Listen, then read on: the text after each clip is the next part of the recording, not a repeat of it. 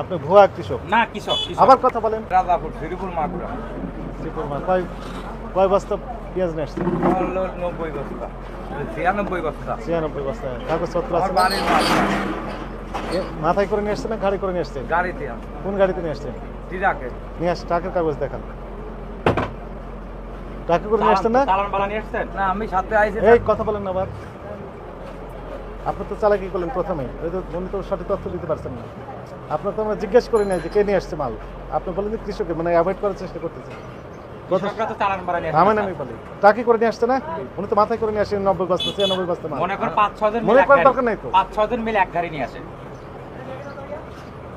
আপনি মনে করার তো দরকার নেই, বাস্তব আমরা মনে করে না, 5-6 জন মিলে এক গাড়ি নিয়ে আসে। আপনি মনে করার কথা কৃষকরা না না আমি মনে করার কথা বলি আপনি তো বললেন মনে না করেন। না না আমি মনে করার কথা বলি 4-5 জন মিলে এক গাড়ি নিয়ে আসে। মনে করেন বললেন না? না না না মনে করা তো বলি না, আমাদের 4-5 সবাই জন করে মিলে গেছে। এক গাড়ি নিয়ে আসে। উনি কত বস্তা নিয়ে আসছেন বললেন? 96 বস্তা থামেন, আপনি 96 থামেন। বস্তা বললো। 96 বস্তা নিয়ে আসছেন। তাতে কিভাবে নিয়ে আসছেন উনি? ট্রাকে করে নিয়ে আসে। ট্রাকে নিয়ে আসছেন, তার প্রমাণ কি? ট্রাকে মনে করেন এরা 4-5 জন আবার মিলে মনে আপনার করেন এক গাড়ি বলেন। নিয়ে আসে। ঘুরে ফিরে আবার মনে করেন। 4-5 জন মিলে এক গাড়ি নিয়ে আসে এরকম কৃষকরা যারা।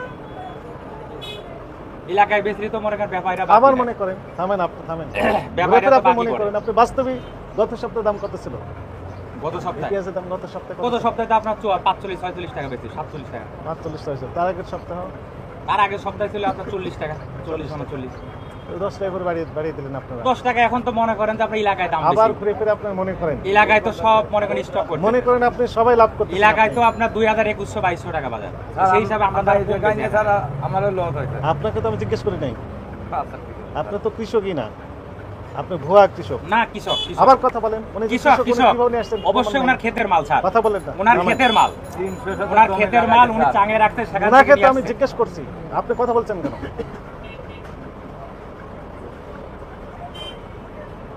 আচ্ছা, উনি কৃষক, আপনি কোনো প্রমাণ ওকে একটু দেখান তো দেখি। ওনাকে আমি স্যালুট দেবো না?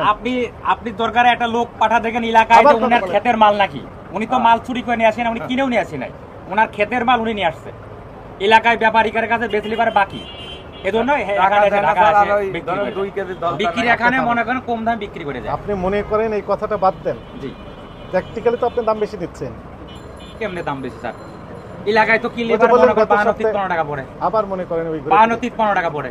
আজও খবর শুনেন। নিয়ে দেখেন যে কত গেছে বাজার। শুনেন, আমি তো আপনাকে জিজ্ঞেস করি না সেই কথাগুলো, যে উত্তরগুলো আপনি দিচ্ছেন। আপনি শুধু একটা পয়েন্টেই থাকেন, যে কথাগুলো আমরা জিজ্ঞেস করছি ওই কথাগুলোর উত্তরগুলোই দেন। আপনি শুধু মনে করেন বলে অন্য লাইনে চলে যাচ্ছেন। মানে কৃষক না অকৃষক সেটা আমি তো জিজ্ঞেস করেছিলাম। না, ঠিক আছে। আপনি মনে করেন কৃষক, মনে করেন এত, মনে করেন এই, মনে করেন এই, বারবার একই কথা বলছেন।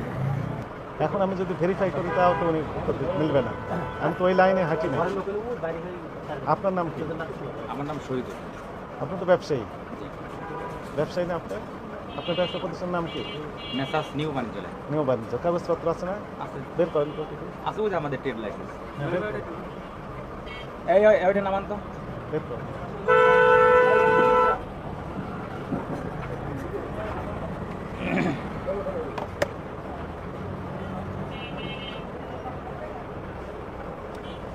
বাংলা তারিখ দিয়েছেন, ইংরেজি তারিখ দিয়েছেন? আমাদের বাংলা। বাংলা তারিখ দিয়েছেন।